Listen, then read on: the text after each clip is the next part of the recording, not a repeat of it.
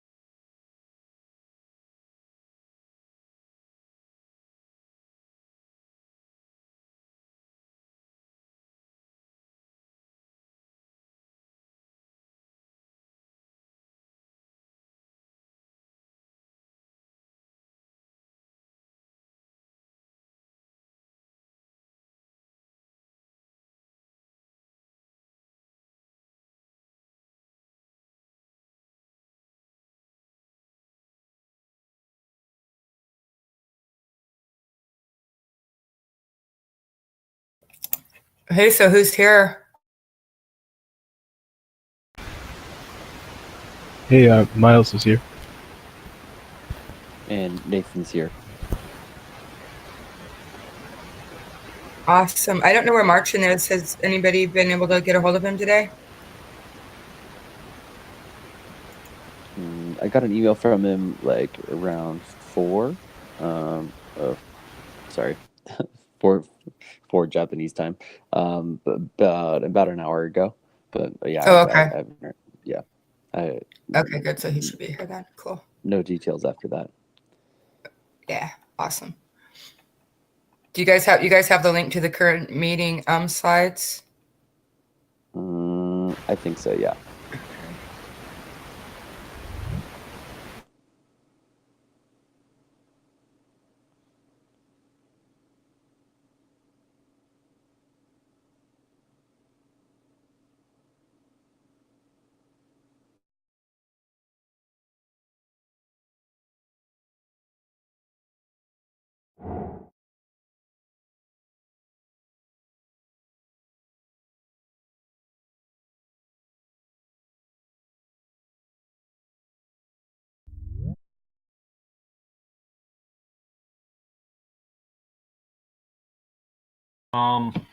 Is anyone recording this?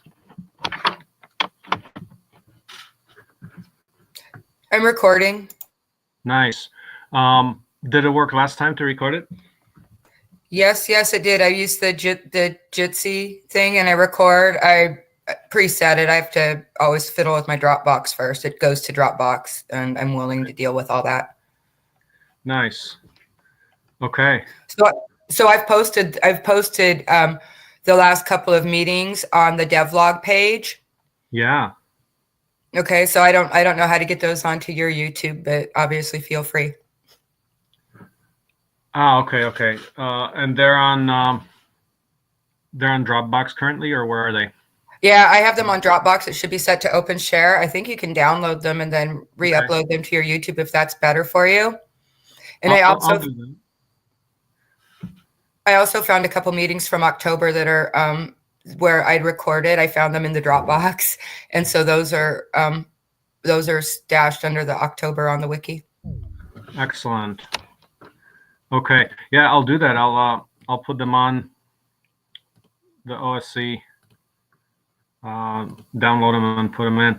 So one good news here, if you've heard through the grapevine, finally there's 1 gig internet in the area, and we're getting that installed currently. It's going to be online in about 30 days or so. So we're going to actually have real bandwidth coming up pretty soon. So that's going to be good. I'm going to restart my camera here.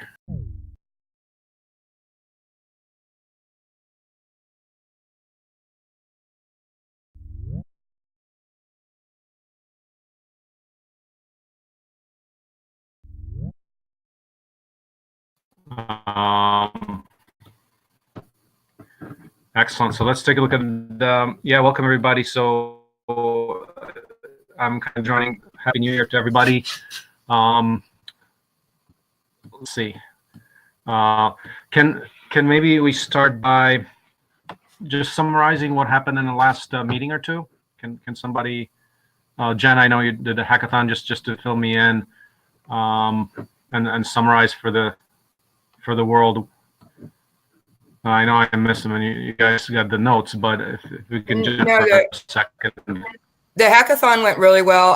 I didn't do a project because I wasn't really prepared to do a project like that, but I interfaced with a lot of people and generated a lot of interest and have ideas for how to make the next one run really smoothly. I've got some notes on that, but we don't need to start with that.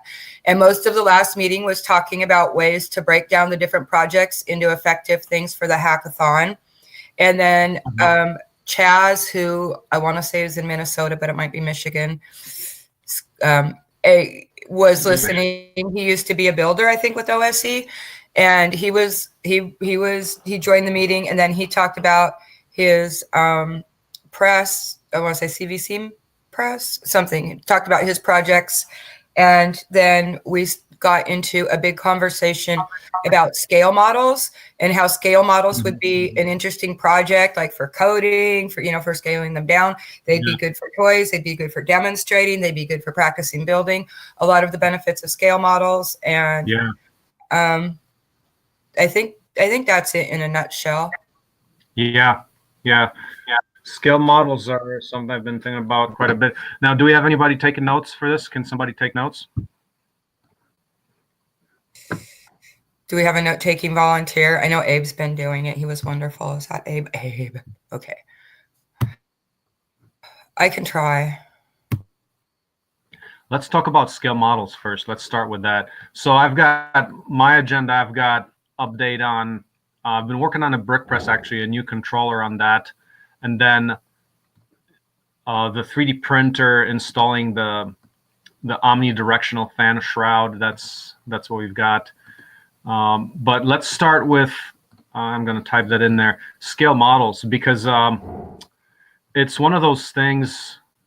And let's see, just who all do we have today so that we can kind of judge the timing for today? Because I want to update on the brick press and maybe scale models and the latest on the 3D printer. Who else we got reporting today? Miles is here. Miles, okay, I will have, that'll be great. Miles, okay. Who else we got? I know we got Eric. Any updates from Eric or? I'm here attending. I haven't been deep into anything lately, but Okay. I am going to be presenting in a few months the 3D printer here at MSU. So I need to get that up. Oh, nice. And then talking about 3D printer, you still have the, on your printer, you've got, when you were here, the Prusa 3 MK2 extruder, which we could not get that thing to work without with retraction. I don't know if you followed that conversation. So it works reasonably well when we disable retraction in it. So you get a little bit of kind of like these stringing artifacts. It works. I would actually suggest upgrading to the latest, greatest. I mean, if you've got $100 for an authentic E3D extruder, which is what we use in the current version, the E3D Titan Aero extruder, which for us, our sake, is positive in the sense of it works very well with flexible filaments as well as normal filaments. that's the preferred choice, and we're really going with that because I don't know like if John is going to succeed with any of that, and I know that reading through internet forums, there definitely were problems with Prusa i3 MK2 extruders as far as reliability, and they do have a new extruder that's pretty much custom, so you can't really get it off the shelf. But the Titan Aero by E3D is one of the best, if not the best. I mean, I guess that's kind of the industry standard for highest quality extruder that also Lulzbot uses, and we like Lulzbot because they're all open source and collaborating with us. In fact, for the Titan Aero, the omnidirectional fan shroud, guess what I did? I just downloaded the design from Lulzbot, from the Lulzbot Mini 2 printer in FreeCAD, native FreeCAD, because those guys are real and they use FreeCAD for their designs. So if you go to on the wiki to the let's see, 3D printer extruder.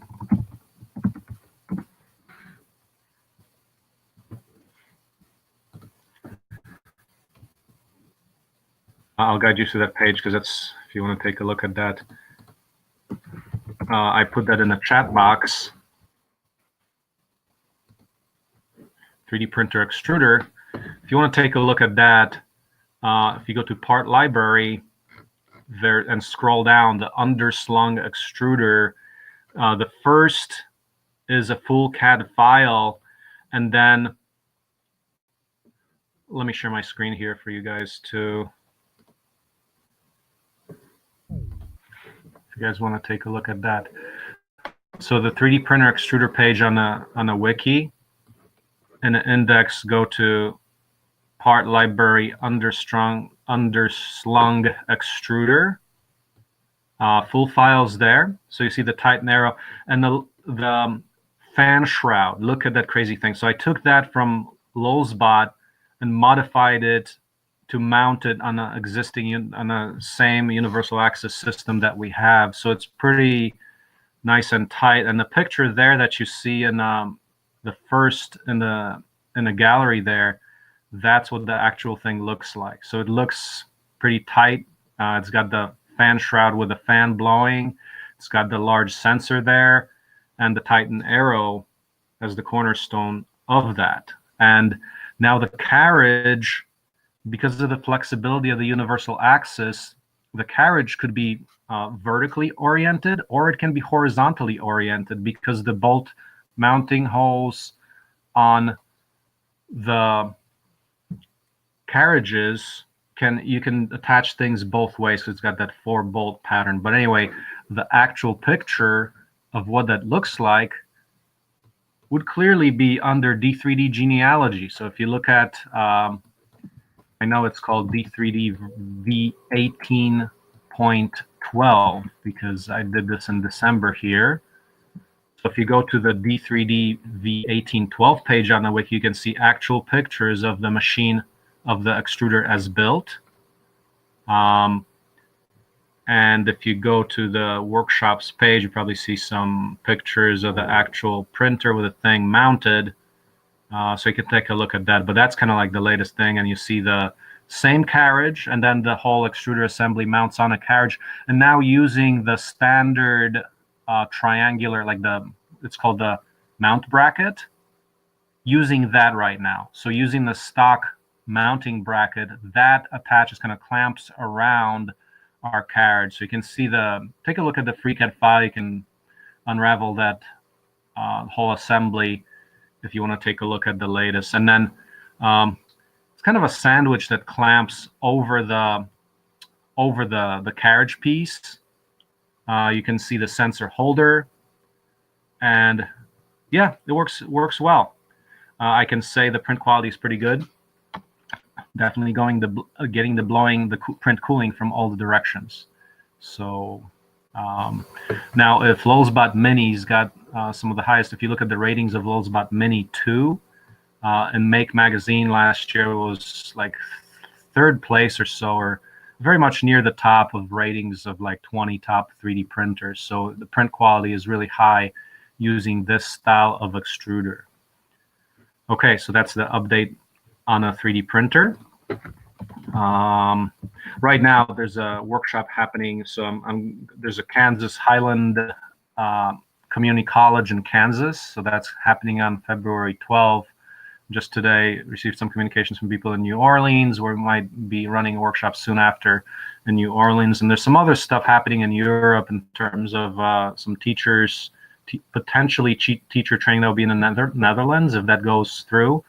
And the guys from Canada, there's Russ Purvis, who's working on a build, basically sourcing the materials in Canada right now, so I can do a build up there for about 12 printer builds in Canada. So there's a bunch of stuff going on, and trying to really develop that to the final completion. I mean, it's kind of been slow over the Christmas, and now that I must update on the brick press. Let's go into that, because that's kind of took me a little bit off track on the brick press in the sense that, so Scott Mader, who bought the brick press a couple of years ago, he never picked it up here since we used it for the CDECO home build, so it's actually still here, and I'm adding a new controller on that, and I want to just talk a little bit about that. So look at slide number 7. So this is what we have right now. That's the brick press actually without the hopper. That's when we were using it to make some bricks for the CDECO home, some of the floor bricks and some thermal wall bricks. But yeah, we'd be getting 7 bricks per minute there. So historically speaking, we used the controller that used MOSFETs. So basically, you got your Arduino brain activating MOSFETs to run hydraulic solenoids, the things that switch the hydraulic power on and off the hydraulic fluid. So right now, we're simplifying that greatly.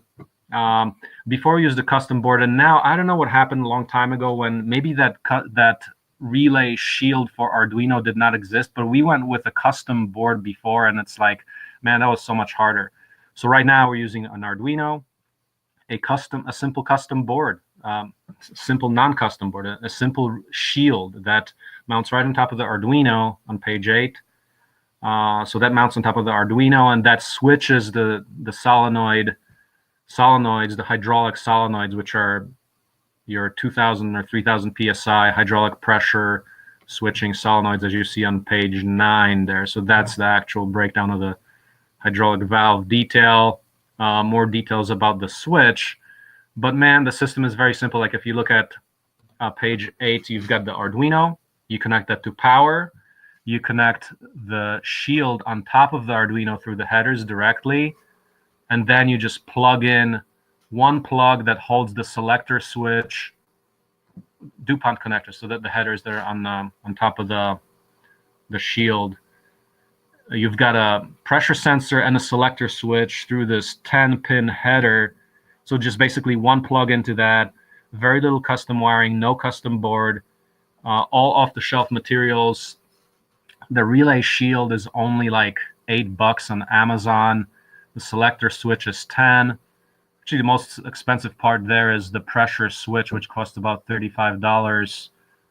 It's a high pressure, 2,000 to 1,500 to 3,000 psi pressure switch for the brick press. So that's what's going on there. And what I'll probably do is end up printing a nice enclosure for that, where this mounts simply in a small enclosure that's 3D printed. And then Abe and I were talking about Abe's looking into little LCD displays that can plug into this Arduino so that we can have a brick counter display. So we want to get the longevity of the machine data, like see how many bricks we press, thousands of bricks. So that's good. Now this brick press is going right now to Florida, actually, because that's where Scott is living right now. And we've considered actually doing we are looking into a build in Florida, but we know that of a CB house, so a small demo house. And now Katerina's actually back in business. She's designing a brick, small version of the CDECO home with brick CEBs. We're looking at the possibility of Florida.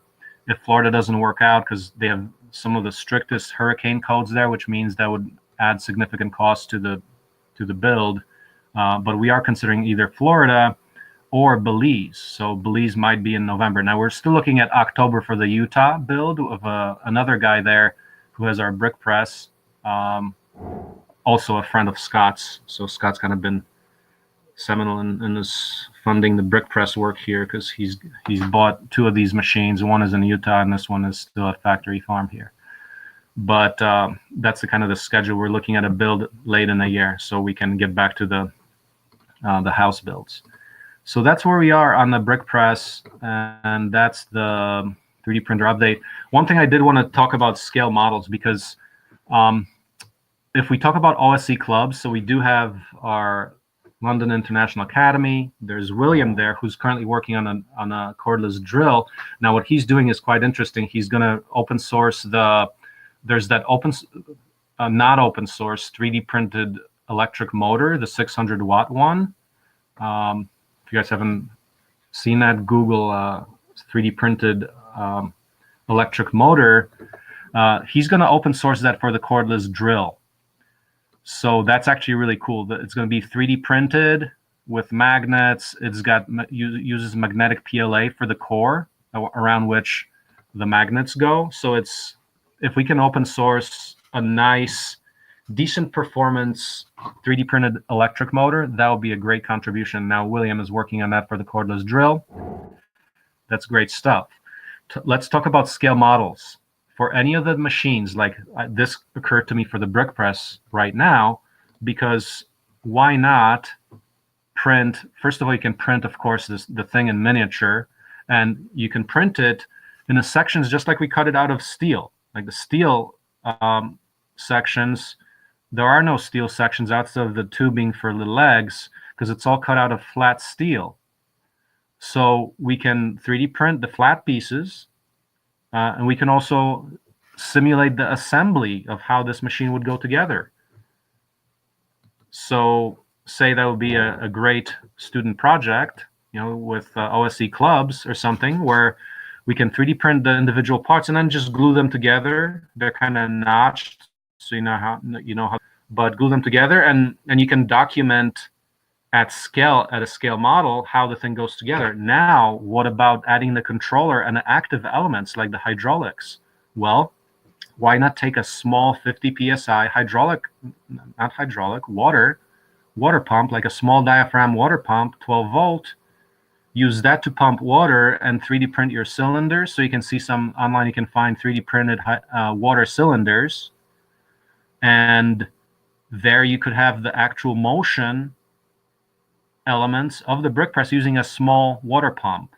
So hydraulics, while we run them at 3,000 or 2,000 psi for the real machines, you can run it at small pressure, like 50 psi, and run small components that run with water, so it would be safe for kids to play with that, or safe for prototyping during hackathons. So that would be excellent. Now you can do that for the brick press for any of the hydraulic machines. So like prototyping the tractor or anything else, that could be a whole realm of activity that can happen along with the real machine development. So there could be a whole function of people, whole team of people working on the scale models, which would be an exciting contribution that eventually does contribute to the real builds. And the people who build the scale models would be qualified to actually go the next step and do the full scale machines.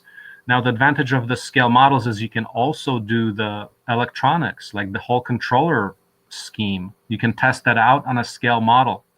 You can have the small washer solenoids that could activate the water. You can have a small pressure sensor. Those are all inexpensive, off-the-shelf components. So there's a lot that can be done with the scale models. So I would encourage that discussion and maybe open that up to discussion. What are the thoughts on that? Like, Jen, is there a way to do that? Now, Jen, I wanted to find out more. The hackathon that you're talking about, is that something that you plugged into that already existed, or is this something that you created? I plugged into it, and I'm right at the beginning. I got in on like their second or third hackathon, and I'm invited on the outro. Everybody's excited about the project. I just need to have a good hackable bite-sized chunk for the next one, so I can get people working on a team. They even bring in, they don't call them scrum lords, I don't know, facilitators to help keep the team on track, because they don't expect all the project leaders to be, facile with that. But All I need a project, something finite. Yeah. And homeschool Bobby will be homeless again. Yeah, right. Press So, model. I sign up for all these free classes, and that's how I found the hackathon too. Like, there's always like there's like 4 or 5 coding dojos in Seattle, and one of them got back to me to find out if I was interested in taking courses, and I talked about like the stuff I'm working on, and that it didn't seem like there were any courses that were really applicable to what I needed, because nobody does any blockchain stuff, and that's what I want to learn about. But I pointed out that if their graduates needed something that they could work on, so that they could commit gets and such like, and stay active in the community until they get hired, that they should consider our project. And she actually got pretty excited about that. So that would be a good way to get people on the team, would be to interface with various coding schools. Yeah. Yeah, that would be. Now, coding schools, like, are they interested in stuff like simple Arduino stuff? Yeah, there were people talking about Arduino, and that's one of the choices on the Hack for Democracy thing.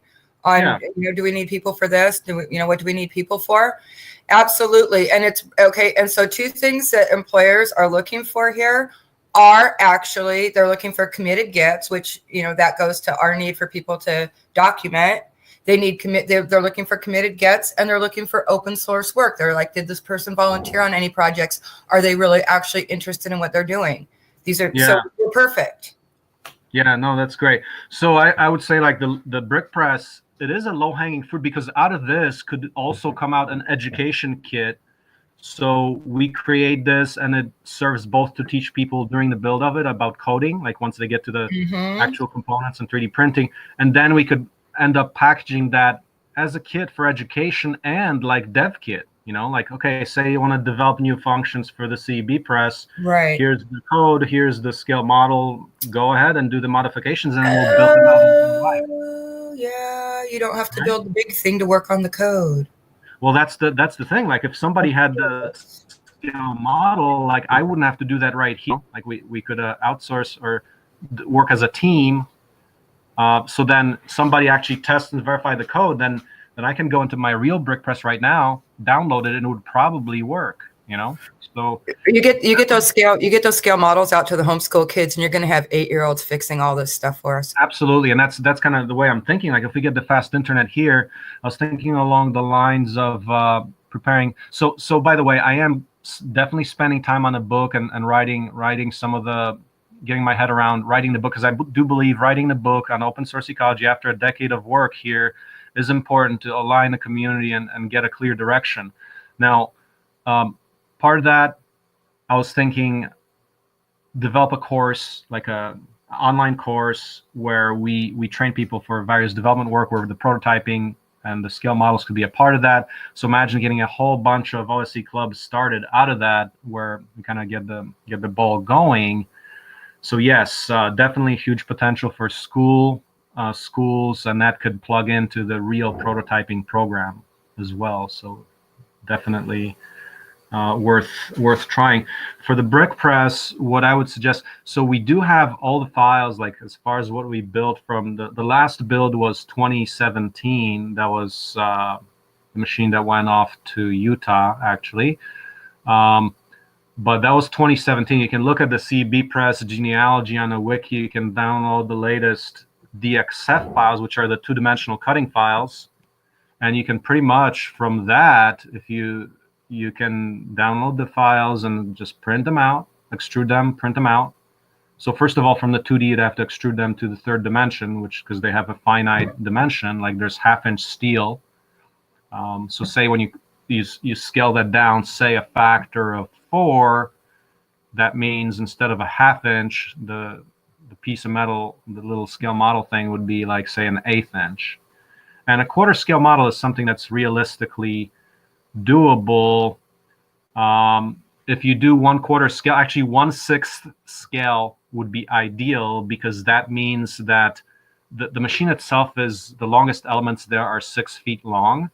So if you do a 1/6 scale model, that means the largest member is now 1 foot long, and that could fit on a print bed, like say our 1 foot D3D or some other printer that can print 1 foot. So that'll be usable. Right now, its process will be to download the files, print them out, start building it together. And now the thing that we have to figure out is, okay, how exactly do you do the cylinder? So you have to pretty much open source that. There's some models on Thingiverse, but we have to pretty much design one that's our particular size, 3D printed.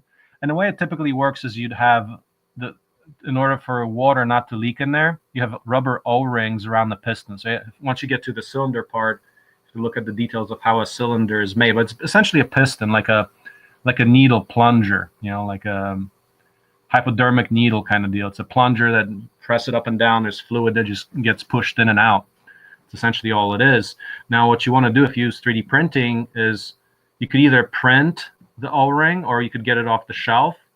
And for the smooth surfaces, it will be easy to use PVC pipe, like say 1-inch PVC pipe, to provide a smooth surface for the cylinder to actually work. You can also 3D print it, but you have to have really fine resolution, so it'd be a longer print.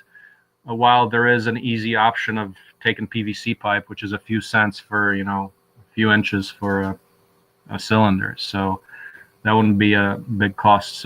So combining like off-the-shelf PVC with 3D printed cylinder ends and things like that, etc. So I would say, Jen, I mean, go ahead and propose that. You can see all the files, and if you can do that, that'll be awesome. So, and when is the next time that you're meeting with the people? The next hackathon is March 16th, and okay. I'm hoping to get some, like they provide the paper, for everybody to write their projects on, but I would like to have, since it's an ongoing thing, and I'm sure there'll be other opportunities to present for open source ecology, I would like to actually invest in some sort of classy assets to hang for us when we do these things. Yeah. I haven't had a chance to look around and see what's available. I'm thinking get like the OSE logo printed on a larger dry erase format so that, there is room to write in extra things where needed, but to have something that I cannot tell you how much our professional website and wiki helps. And just the fact that we have TED Talks, because people are kind of like, blah, oh, that's like this, oh, that's like that. And I just say, hey, we have TED Talks. And, and we do plural, right? And they're like, oh, I like TED Talks. And then I, stick them on the OSE TED Talk and hand them back their phone. Yeah, that's cool. Yeah. All right. Yeah, well, that's pretty cool. Excellent. So let's keep moving on here. So let's see, who else, who's next? Who wants to report?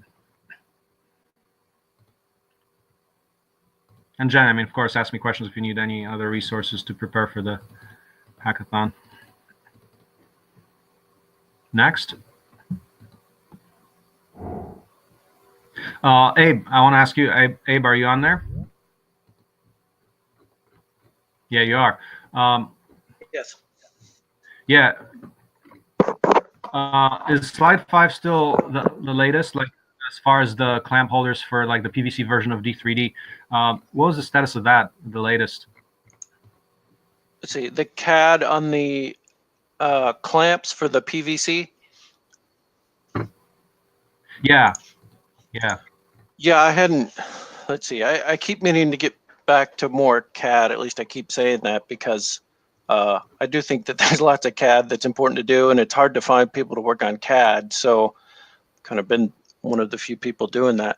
I haven't worked on the PVC printer stuff in a while. I think that as I recall, the clamp I think was pretty good, the design there, and I was trying to finish the sub-assemblies and assembly of the whole printer, which was it was a little difficult just fitting all those sub-assemblies together. Let's see, that's an older photo you're looking at there, but yeah, I think it was did I end up with a 2-piece clamp? I think is what we showed before, right? It was, yeah, I think so. It's 2 bolts.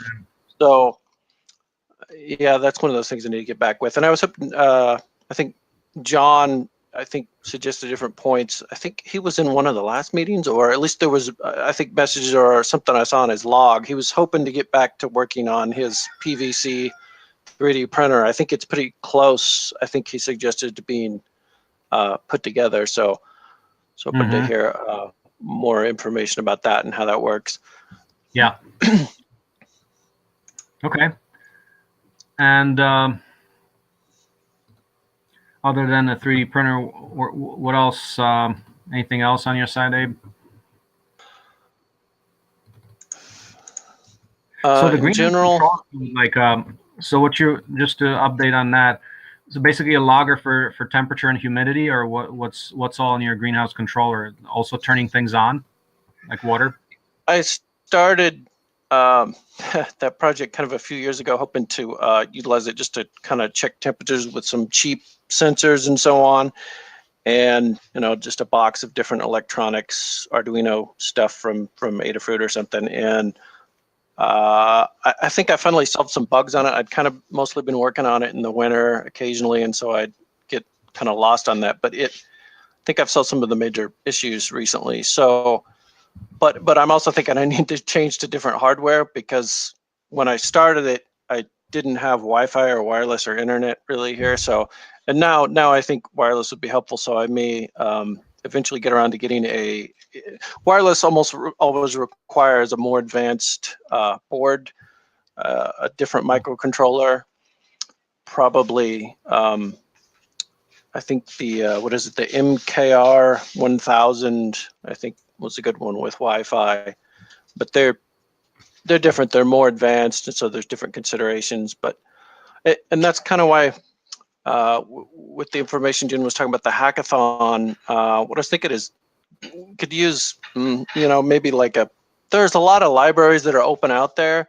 Some of these LCDs and things we're looking at for different projects, I'm not sure that the boards are open, and then some of the software is just totally unlicensed for some of those LCDs. But then I looked and I found open source libraries or licenses that looked, acceptable for some of those things. So they exist if you hunt around. But connecting all of those different libraries together for some of these more complex, microcontroller projects, it's like we could probably use some people to code and at least organize more on the wiki, maybe a big project page with all the libraries, kind of like a parts library, but software libraries that are open that can be used. I noticed that Marlin, I think it kind of, a lot of software to simplify things. There's a bunch of different versions of possible boards, like with that RepRap LCD kit. There's multiple possible versions of chips and different versions of that board. Maybe at least that's what I think I'm seeing in the software there. So sometimes, they just make the software so that it can identify the different chips and work with multiple boards. But that has complexity, and there's a lot of different projects. I think you've got you made a wiki page recently about a universal microcontroller sort of design. So some of these people, hackers, I guess, with the hackathon stuff could maybe work on organizing libraries and making libraries that can help make it easier to work with, kind of putting the libraries together. I don't know if you'd call that like an API, but there's almost always a need to interface multiple libraries together, even if they're already in existence in open source. It can be a little more complicated to write the code using all of them together. So there's a need for that. Yeah, so I've been kind of in software mode and other hardware stuff lately, but and I think there's a lot of possibilities for free CAD software too, right? Because we talked about workbenches before. Open SCAD. I mean, we really need people to do CAD, and I keep meaning to learn more Open SCAD because I think it's useful for a bunch of things. So software people, maybe they're not familiar with Open SCAD, but maybe there'll be some people that are interested in learning that, because that would probably be more helpful. But yeah, there's lots of projects, software. I was trying to tell what the status of RISC-V is, because that's a big open thing that seems to be getting very popular, which is great. But I'm not sure I understand the openness of like Sci-Fi. I don't think their Arduino compatible board is necessarily all that open. and it's still expensive, but it's a more advanced board, so it's hard to compare. But I think some of the software stuff they use to make the hardware is somewhat, it seems to have open source license, but I'm not sure that the board is open source either itself. It was hard to tell. I didn't do an in-depth analysis, but I saw other projects that were trying to open, I think, RISC-V processors. So, and there's lots of areas you could direct people to work on software if that's what they want to do. But CAD stuff would be great. I mean, there's a lot of things that could be done for free CAD, I think, to make it work better, because doing assemblies and sub-assemblies, I think, is the hardest thing right now. I mean, it's pretty easy to teach people to do parts and stuff like that, but a lot of times getting, you know, all of that organized together is the harder part in free CAD.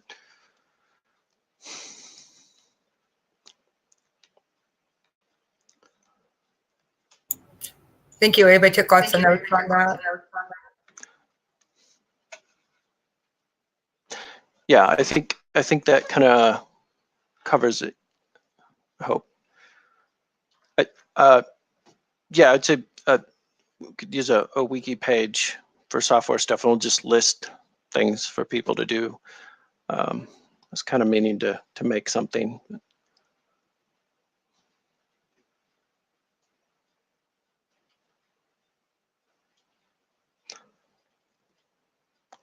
I think I'm not hearing Marcin. Is anybody else hearing Marcin? I see him talking. Oh, no, I don't hear Marcin. Are you muted?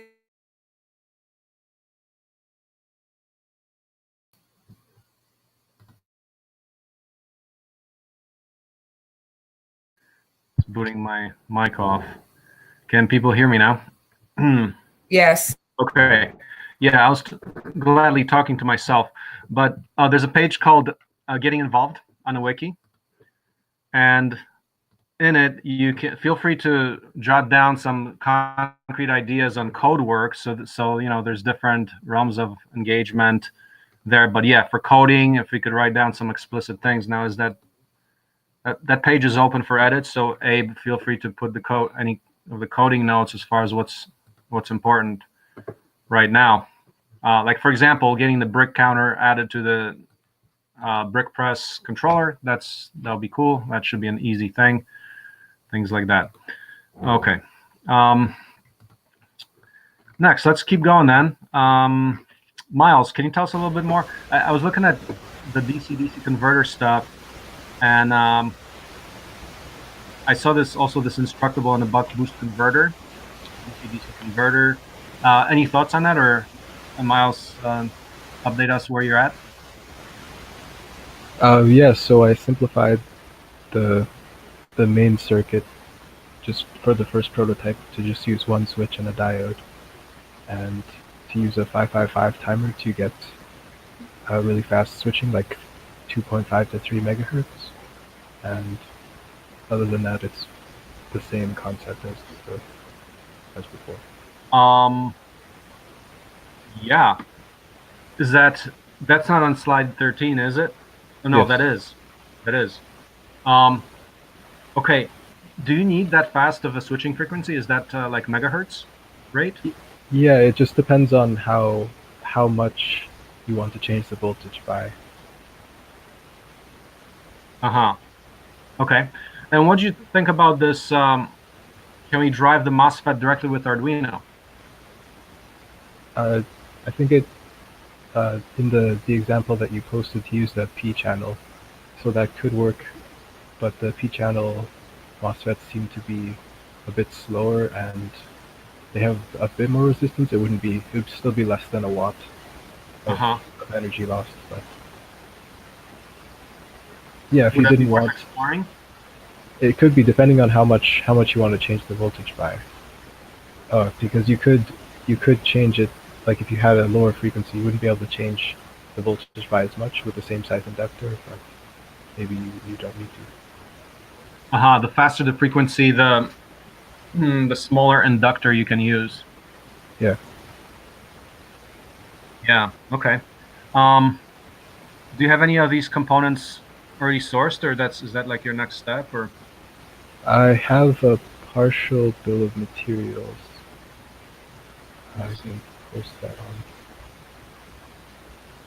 And as far as what I pointed to at the end there, is that like what I pointed to? Can we measure here directly with Arduino? Is that the voltage measurement for feedback? That's feedback there. Yeah. Can we just measure that with Arduino without the op amp? You could. I'm just not sure how much the input resistance of the Arduino is, and so I just put the op amp in there to be a buffer. It's only 20 cents, so I. Okay. And that's like that's like a little chip, like a thing with like 8 pins or something, or? Yeah. Okay. Yeah, that could be cool. So what's the limit? So it's 30 amp max current, or like the voltage. Okay, the voltage rating is determined by what? Which components fry if you go higher? So it would be the capacitors and possibly the switch.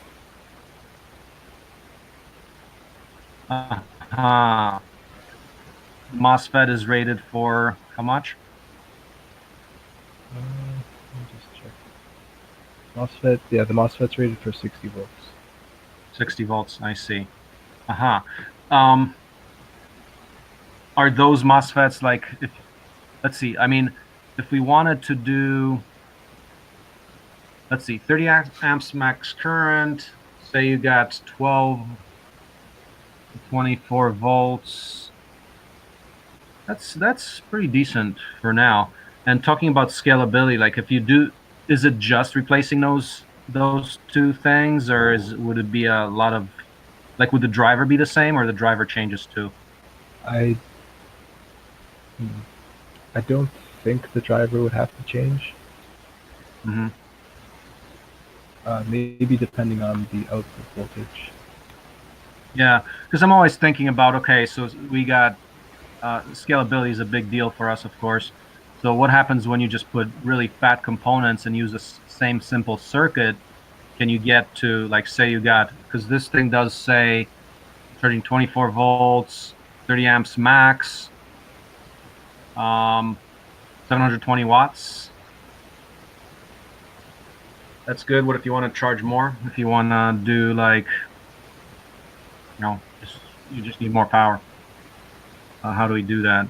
I guess we'll do one step at a time. But when you're designing this, are you giving thought to, like, okay, what happens when I just use some fatter components? I mean, are they going to be way more expensive, or it still will be affordable? Because if the idea is that with a low increment in cost on the components, we could get significant increase in power, that would be worth doing, because then, of course, they could still work for the lower powers, right? Yeah. Yeah, for the first prototype, I've mostly just been sorting by cost, and if those are increases I can get without too much cost change, then I'll do it. But yeah, I haven't looked too much into it. That's cool. Yeah. So this is like 35 parts for the $35 for the parts shown here. That's awesome. Let's see. What's the? Okay, can you explain to me, like, this whole? So we've got a little pot that controls the frequency. Is that what are we doing with the pot? Is that the voltage selection, or tell us a little more here? So that would select the duty cycle of the pulse, which translates to voltage output. Yeah. Okay. And let's see. Is there like a little screen here that I saw somewhere? Yeah, seven segment display. That's not shown in the diagram, right? No. Okay. And let's see. When you've got this high side gate driver there, like, that's what connects to the Arduino outputs, right? No. No, the Arduino in this would only be connected. It would be sensing the voltage at the output, and then it would be connected only to the potentiometer and the display, of course. Whatever user input. Okay. Right. Do you have that documented anywhere else? Like, about the system design? Not yet, no. Okay. All right. Well, that's pretty cool. What's your schedule on this? Like, when would you think you could actually prototype this thing? It's kind of uncertain because I started school again, so I don't know how much time I'll have to put into it. But Yeah. Yeah. Let's see. Okay. Now, how much did you look into other things? Like, I put this instructable that I found. Like, did you look at other ways other people are doing it? Did you find any compelling Arduino DC-DC converters? I'm not sure if Or it was not really? Arduino, but there is like an open source benchtop power supply, which is it's about, I think, I don't know, 200 or 300 watts. Yeah, that's not a lot. But Some power for welders. yeah, I mean, I was thinking we might be able to use some of the code though. I haven't looked too Yeah. much into it, but Yeah. Did you do like, so you, how much of an exhaustive search for Arduino-based DC-DC converters have you looked at? Or were you looking more at the route of starting with raw components? yeah, I was looking more at the circuit level because Yeah. it's pretty well abstracted from the whatever is controlling it. Like you could plug anything into this really.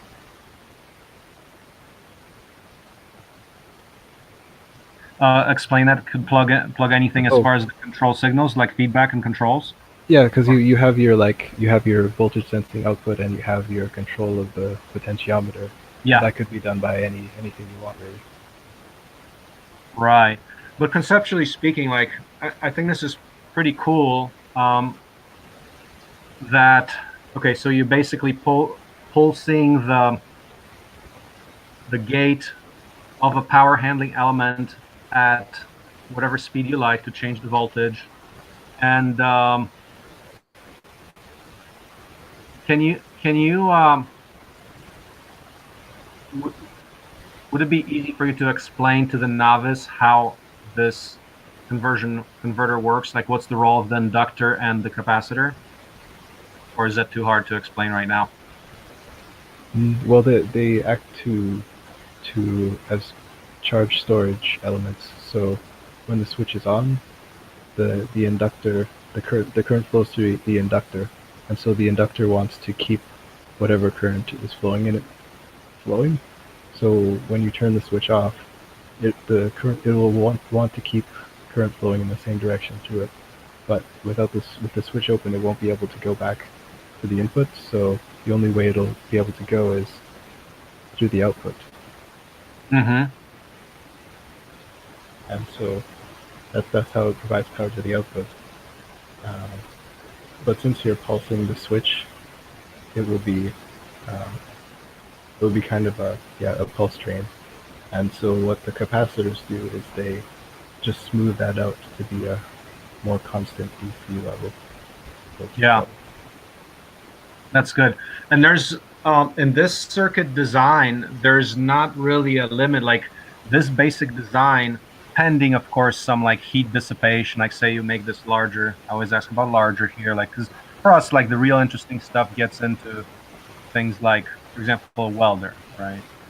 So if you scale the capacitor, the inductor, and the transistor, or make a bunch of those transistors happen, like a bank of them, so you can scale those transistors, so you can even use the same one in multiple. Wouldn't this, like one way to scale the circuit would be to simply use multiples of the same components? Would that work? Possibly. Yeah, I mean, you could maybe just make a bunch of these and connect them all in parallel. Yeah. Something like that. Possibly, as long as you can drive the gates, multiple gates at the same time. Yeah, I guess depending on how you're doing it. Like if you were just connecting the outputs in parallel, I don't think it would matter if the gates were in like synchronized, because it should be just like connecting some DC batteries together. Yeah, possibly, but since this is like a, yeah, I have to look at that in more detail. Can that single gate driver drive multiple transistors, or it's like dedicated for one? It's powerful enough for one. I'm not sure. I think it would depend on how much current it can put out, and if that will charge the gates fast enough for what you want. Yeah. Okay. But we know, like, also, like, there's nothing a priori that says if we use bigger components that this kind of circuit, pretty much identical, wouldn't work with much larger power handling, right? Yeah, I mean, that's Yeah. We're kind of talking about a basic. For anyone who's kind of like, what's in there, it's relatively basic. Not like I have a clue of what's going on in there altogether, but it's not too complex. Okay. Thank you. And if anybody else wants to get involved who's watching this and prototyping this and make this into a scalable system that's then put into an electrical 3D printed enclosure, made into the real product, join the team. Okay. Moving on. So thank you, Miles. Do we have anyone else reporting today, please?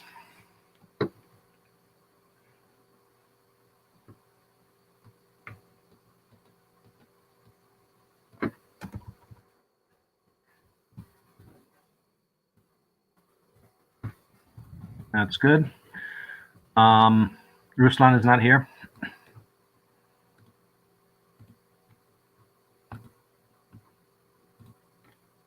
Okay, sounds like we've got everybody. Now, Jen, regarding any work on talking about the homeschoolers and getting 3D printers in their hands, comments on that? Yeah, I haven't. I thought I had a spreadsheet that had some contact information for the different things. I'm actually kind of overwhelmed with the. I'm underwhelmed with the number of states that offer money, and I still haven't figured out how to get into the different like funding programs. You know, like I guess I'd need to just start contacting people. I think we need to put together something. What do you need from me? Figure out what the homeschoolers actually need. You're thinking they might need other things, like, for example, maybe more important that they get in their hands on some meaningful curriculum. Right. Mm-hmm. Yeah, I think like clubs. Where did I put my notes on that? Hopefully I put my notes in the right place.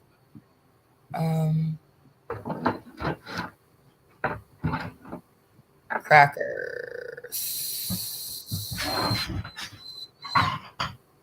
Oh, I know. I put it on my page. So let me see if I can find it.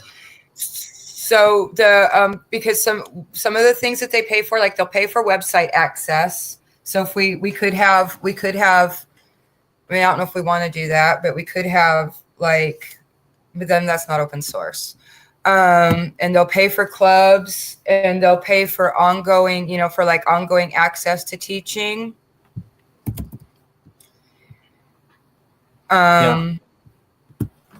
So I just got like bogged down with other stuff and haven't really got into that. I need to start contacting the different places is what I need to do so I can get some feedback. And contacting the funders themselves, or? Yeah.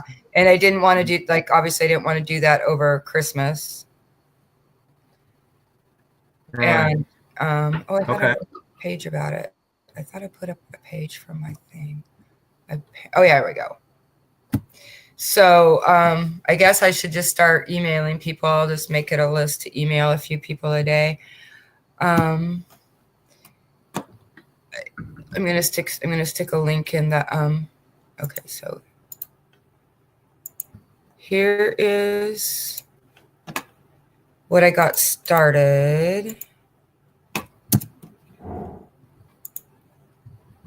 And then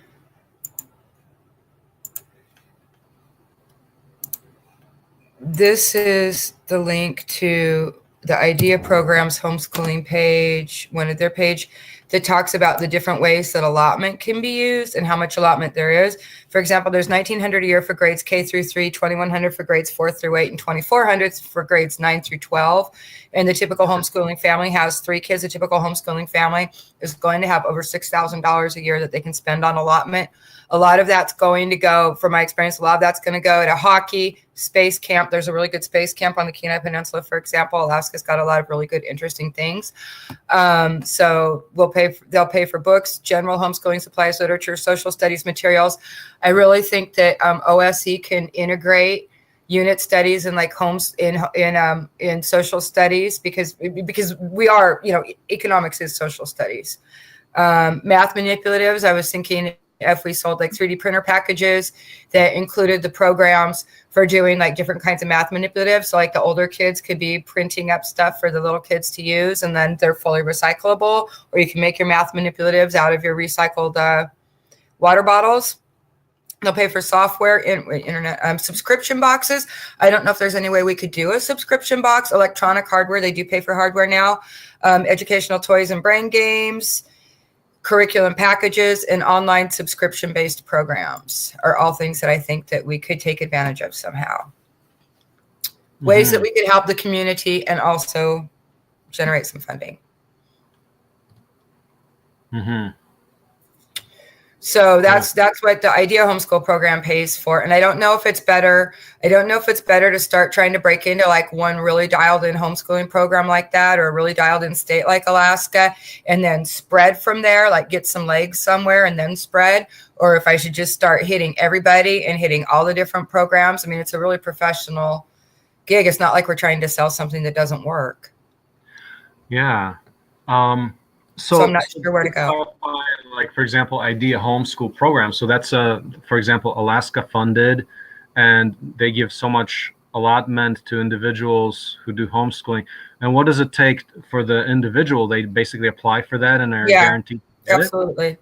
All you have to do is live in Alaska. They used to have a worldwide homeschool program because of so many military families there, but I don't believe there's still an Idea International. So I think it's just Idea. I think it's just Alaska now. Oh, interesting. So maybe like interesting to have a discussion with them and say, okay, here's what we're working on. What would be compelling? Get some feedback from them. What would be compelling for us to offer? Oh, that's a good idea. And I still know some people that are there. So I would, that's a good idea. Yeah. I know someone I can contact about that. Yeah. And to find out what we can offer them. Be great. And I think it would be good because it would also give, like, if somebody has a 3D printer and a circuit mill, or different, it also gives them the opportunity to develop their own programs. I mean, I'm just overflowing with the kinds of things. Yeah, I mean, like you talked about, it can't be open source and like can't be behind a paywall to be open source. Well, it actually can. We can charge for education materials if we present materials. It can be open source. You can still charge for it. That just means that anyone can copy it still too. But that's fine. Okay. Maybe we could like maybe some education materials or something around, like even putting together a curriculum to, here's say they have a 3D printer, but after they would have a 3D printer to do the prototyping of the scale models, and put a little package around that and some guidance around that, or even classes around that for people who would find that compelling. I mean, I could seriously see the brick press and the tractor being really, really big there. I really could. I mean, because my kids used to, all the kids, they go outside and they build things. I mean, there's really not that much to do, and we don't homeschool, so our kids can watch TV all day. You boot their little butts outside, and then they get to think of stuff to do. Yeah. But like thinking about, like, say you have a tractor kit or toy set, then instead of like, people definitely get things from the store where they get some moving toy. Well, we can actually be building that as part of a homeschool program or some kind of a yes. That would be definitely useful. So yeah, it would take time to just all right, I'll get that. I've got a couple people that I still have emails for. I'll get in touch and just put out and ask what we have, I decided, sometimes- November and December are bad times to contact homeschoolers. That's all. Right.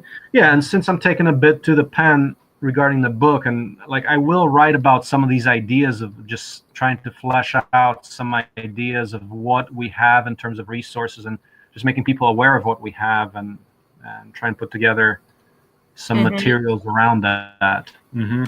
Yeah. Okay. All right. Sounds good. So I think that's good for today's meeting. And Jen, so you'll save this and make sure do you have to click anything for it to stop recording, or? Oh yeah, I'll stop the recording. Okay. Yep. I'm glad it forced me to go into my Dropbox. I found all kinds of stuff. It was fun. Yeah. Okay, good. Well, thanks everybody then. So next meeting then next week, same time, 2 p.m. on Tuesday. So look forward to that. And I'll post this meeting up for anybody to watch this afterwards. So see you guys then next week. Thanks a lot. Bye. Thank you for coming.